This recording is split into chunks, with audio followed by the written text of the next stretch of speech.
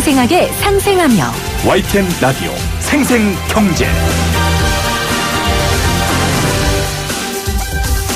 안녕하세요. YTN 라디오 생생경제 김혜민입니다. 내일 버스 파업이 예고돼 있는 가운데 어제 대구는 파업을 철회했고요.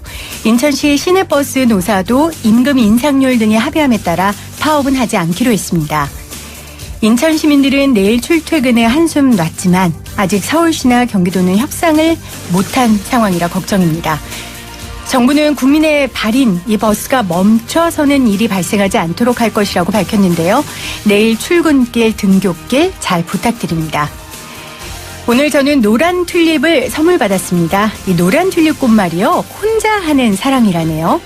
협상의 결과가 시민의 편의만이 아니라 버스 기사님들의 어려움도 해결해 줬으면 좋겠습니다. 그래서 오늘 협상이 혼자 하는 사랑인 노란 튤립이 아닌 함께하는 사랑이라는 꽃말을 가진 아이비가 됐으면 좋겠습니다. 2019년 5월 14일 YTN 라디오 생생경제 지금 시작합니다.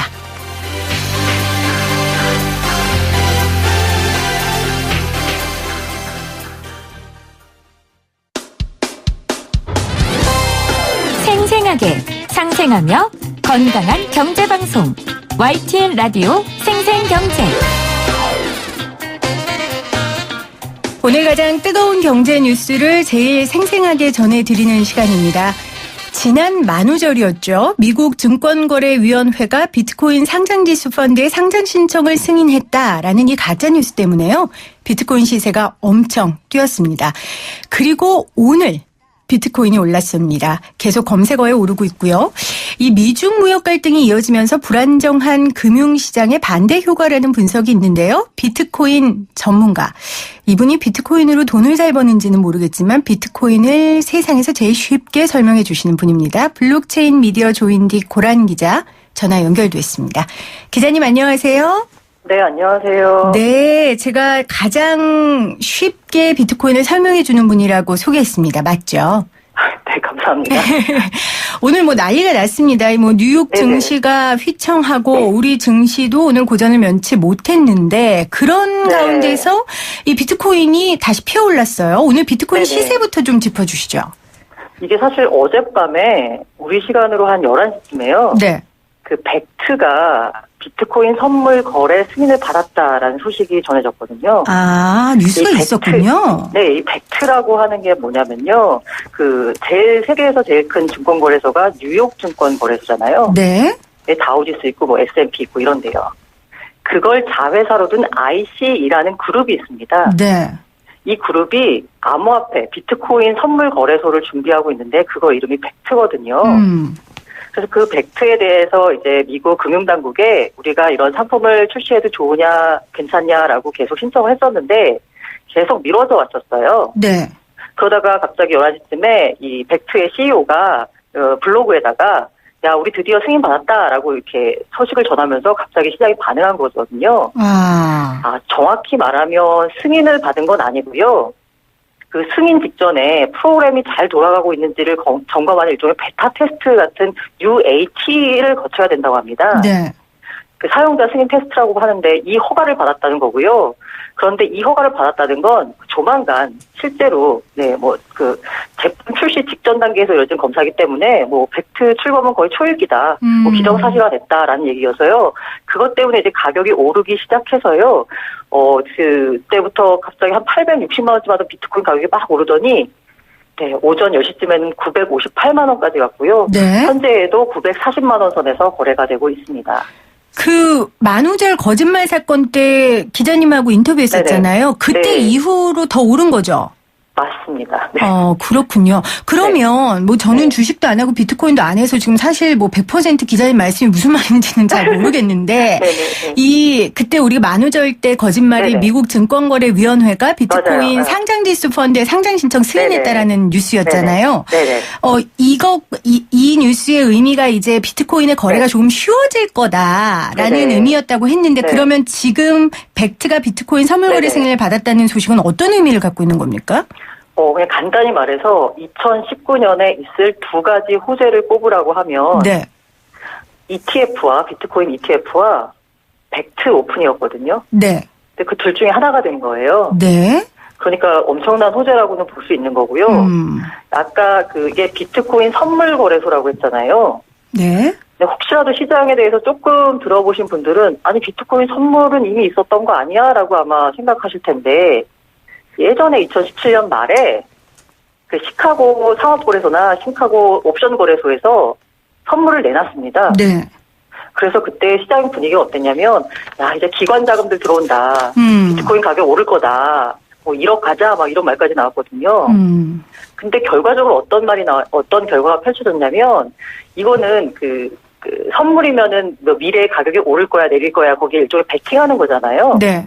근데 만약에 자기가 베팅을 했는데 그 차액이 있을 거 아니에요. 높게 베팅했다 그러면 실제보다 가격이 더 낮았다고 하면 그만큼 이제 물어내야 되고 이런 식의 네. 그 차액을 뭐 청산 결제라고 표현하는데 만기일에 그 청산 결제를 현금으로 하는 거예요. 이거는. 그러니까 비트코인 수요가 늘 거라고 생각했는데 사실상은 그냥 공매도만 있었을 뿐이지 비트코인 수요는 없었던 거예요. 그냥 달러로 청산 결제를 했으니까요. 네. 그런데 이번에 벡트는 비트코인 현물로 청산 결제를 합니다. 아하.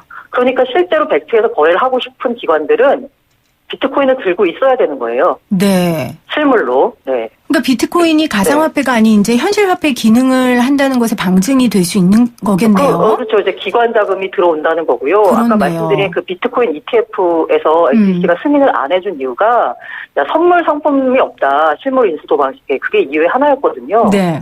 그런데 벡트에서 선물 인수도 방식의 그 비트코인 선물을 내놓으니까 그 출시를 안 해줬던 그 요건 중에 하나가 이미 충족이 된 거잖아요. 네. 그러니까 비트코인 ETF도 이제 시간 문제다라는 이제 전망이 나오면서 시장이 급격하게 반응하는 겁니다. 그러니까 우리가 그 연기금에서 증시에 투자하듯이 미국 맞아요, 기관의 맞아요. 자금이 비트코인을 사는 시대가 온 거군요. 네네네. 이건 굉장한 비트코인의 호재인 건 분명한데, 네네. 지금 사실 인터뷰를 하면서 가장 여쭤보고 싶었던 건 이거였거든요. 네네. 이 비트코인의 선전이 미중 무역 갈등하고 관련이 있는지 이 인과관계를 좀 여쭤보고 싶었어요. 네. 네. 이게 그 정확하게 인과관계가 있다라고 설명드리긴 못하고요. 네. 그냥 이럴 때 이런 일이 벌어졌다라는 식으로 설명을 드릴게요. 일단 처음에 비트코인이 나온 게 언제 나왔냐면요. 2008년 11월에 나왔거든요. 그때 백서가 처음 나왔는데 2008년 9월에 무슨 일이 있었는지 기억하시죠? 네. 글로벌 금융위기가 그렇죠. 있었잖아요. 네. 그러니까 글로벌 금융위기에 있어서 문제를 이 비트코인을 만든 이 사토시 나카모토라는 이 일련의 그 사이퍼펑크들은 법정화폐를 마구 찍어내는 게 문제다라고 생각을 했어요. 그러니까 그 그래서 금융위기의 대안으로 네. 나온 거군요. 그게 이제 나왔거든요. 네. 그리고 비트코인 가격이 지금 막 이렇게 올라서 흥분하고 있는데 1차 상승기가 언제 왔었냐면 2013년 말에 왔었거든요. 그때 $100도 안 하던 비트코인 가격이 한 6개월 만에 $1,000까지 올라갔어요. 네. 그때 무슨 일이 있었냐면 그리스 IMF 부재금 사태로 해가지고 키프로스에서 갑자기 비트코인 수요가 늘어난 겁니다. 네. 왜? 헤어컷을 당하니까. 헤어컷은 예금 삭감이거든요. 강제 예금 삭감. 그러다 보니까 사람들이 자국 통화를 못 믿고 이제 비트코인을 찾는 거죠. 대안 성격에. 그래서 미중 무역 갈등이 생기면서 글로벌 경제가 불안하고 특히나 이런 상황에서 그 경제 위기가 좀 약간 불거지는 나라들, 특히 터키나 브라질이 있거든요. 네. 여기서 갑자기 비트코인 수요가 증가하기 시작했습니다. 네. 특히 터키 같은 곳에서는 그 터키의 어떤 한 거래소가 전 세계 비트코인 거래에 약 한 7%? 8%를 차지할 정도로 갑자기 많이 늘어났거든요. 그래서 지금 커뮤니티 통해서 전해지는 소식에 따르면 브라질의 지금 분위기가 우리나라의 2017년 말 분위기 같다랄 정도로 비트코인은 지금 열광하고 있는 분위기라고 합니다. 그렇군요. 그러니까 비트코인의 탄생 자체가 2018년 금융위기의 대안으로 나왔고 네네. 1차 상승했었을 때에도 2013년 이제 그리스 재정 위기 때 네네. 올랐고 그렇기 때문에 우리가 판례를 보면 그 다음에 재판을 좀 예상할 수 있듯이 네네. 그러다 보니까 지금 오른 건 바로 미중 무역 갈등 때문에 금융이 불안하기 때문에 오른 네. 거다라고 추측할 네. 수 있다라는 말씀이신 거죠. 그렇죠. 특히나 이제 금융이 불안한 상황에서 우리 같은 한국이 지금 시장을 주도하진 않거든요. 네. 왜냐하면 미중 무역 갈등이 불거졌다고 해서 우리나라가 경제 위기가 닥칠 거다라고 생각하는 사람은 별로 없을 것 같은데요. 근데 브라질에서는 헤아라 가치가 급격하게 떨어지면서 경제 위기 얘기까지 나오고 있는 상황이에요. 네. 그렇다 보니 대안 화폐인 비트코인 비트코인을 찾는 게 아니냐라는 말이 나오고 있습니다. 근데 이제 제가 궁금한 건, 대안하는 건, 네.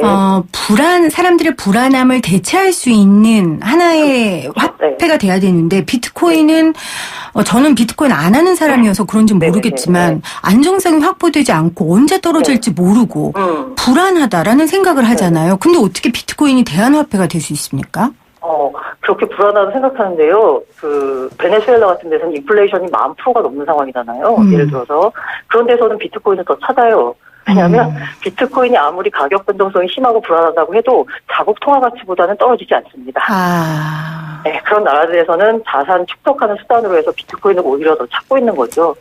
그렇군요. 그러니까 금보다 안전한 게 금보다 편리하다.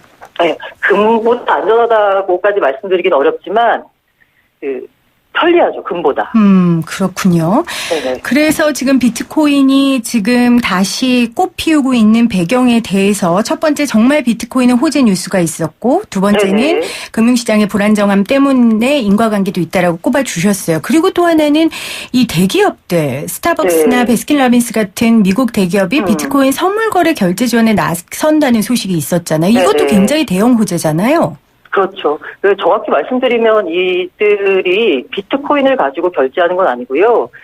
여러 가지 암호화폐를 가지고 결제를 하거든요. 그래서 예를 들어서 페이스북 같은 경우에는 자기네 자체 코인을 만들겠다라고 했어요. 페이스북 코인. 네. 그리고 이제 스타벅스 같은 경우에는 뭐 비트코인, 이더리움, 라이트코인 이런 걸로 이제 결제를 지원하겠다라고 했고요. 네. 이베이 같은 경우에도 우리가 크립토 커런시로 뭐 이렇게 결제할 수 있다라고 하거든요. 여기서 나오는 게 뭐냐면 꼭 비트코인으로 결제하는 건 아니지만 이 암호화폐 전반에 대한 암호화폐 효용성에 대해서는 기업들이 이미 인정하고 나섰다는 거죠.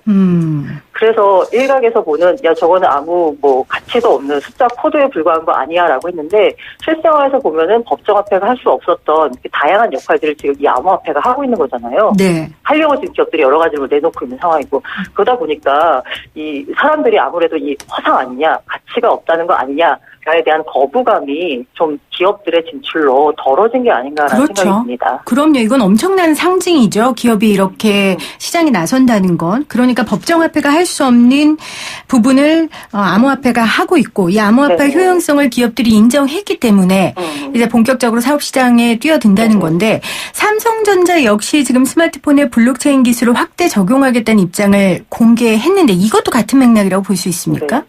같은 맥락을 볼 수 있는데요. 사실 삼성 같은 경우에는 좀 안타까운 게 일종의 호보 호용을 못하는 상황이에요. 네. 이게 무슨 말이냐? S10, 갤럭시 S10에 암호화폐 지갑을 설치를 했습니다. 그런데 평소 같았으면 엄청나게 마케팅을 퍼부었을 텐데도 불구하고 기자들이 물어봤을 때 확인조차 잘 안 해주는 상황이거든요. 네. 이건 왜냐하면 한국 정부가 암호화폐에 대해서 약간 부정적인 시각이 있기 때문에 그렇죠. 삼성이란 기업이 나서서 할 수가 없기 때문이지만 글로벌 트렌드가 그렇기 때문에 지금 삼성도 준비하고 있는 거거든요. 제가 앞서 말씀드린 스타벅스나 이베이 같은 데서 이루어지는 여러 가지 활동이 일단은 대부분 결제예요. 네. 결제나 송금 같은 부분이에요. 제가 가치, 법정화폐를 돈을 보내려고 하면 은행을 통해서 보내는데 굉장히 오래 걸리고 불편하고 수수료가 비쌉니다. 그런데 비트코인 같은 경우, 이 암호화폐 같은 경우에는 금방 몇 초 만에 보낼 수 있고 네. 수수료가 거의 안 듭니다.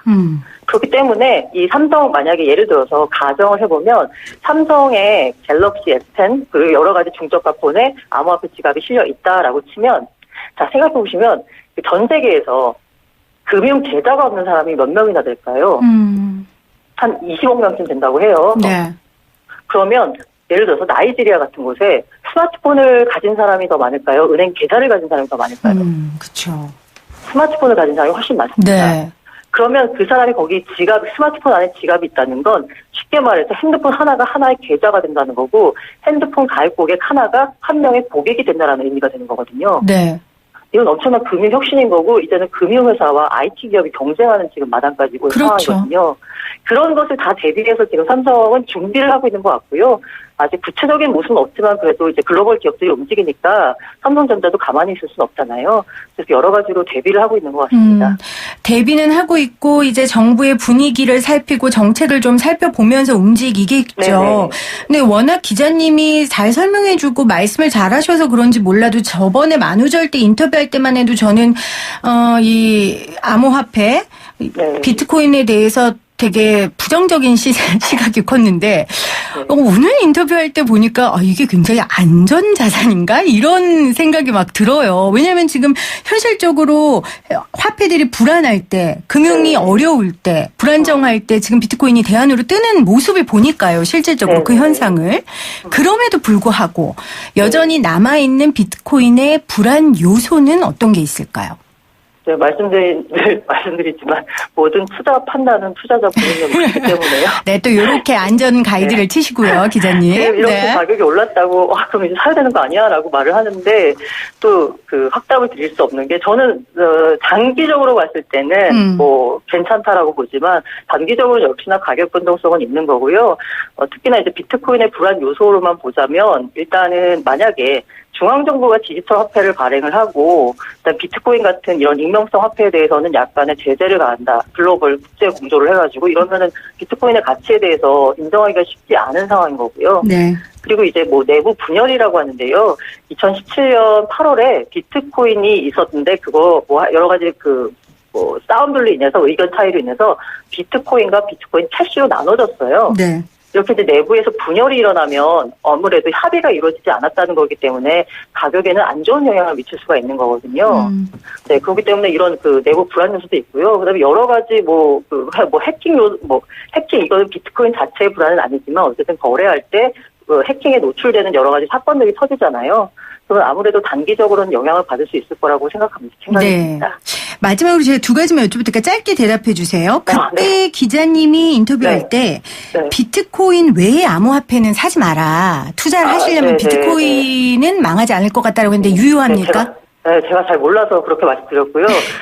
공부를 하셔가지고 확실하다 이러면 하셔도 되는데 제가 아는 짧은 지식으로는 비트코인 빼고는 아직 확실히 못하겠습니다. 네. 자, 두 번째. 이렇게 미국에서도 대안 화폐로 계속해서 비트코인이 등장한다면 암호화폐가 우리나라 역시 분위기가 바뀔 수 있습니까? 그 부분은 잘 모르겠는데요. 참고로 하나만 말씀드리면 6월에 다음 달이네요. 네. 카카오가 클레이튼이라는 블록체인을 발표하면서 뭐 여러 가지 코인도 내놓고 한다고 합니다. 알겠습니다. 그 말로 대답하신 걸로. 지난번 인터뷰할 때보다는 제가 이 비트코인에 대한 이해도가 조금 높아졌고 호감도도 높아졌습니다. 다음번에 오실 땐 제가 살 수도 있겠네요. 하지만 투자는 개인의 판단에 따른다는 거 그렇죠. 여러분들 꼭 기억하시길 바랍니다. 고란 기자님한테 책임을 물으시면 절대 안 됩니다. 네, 지금까지 블록체인 미디어 조인디 고란 기자와 함께했습니다. 고맙습니다. 예, 감사합니다.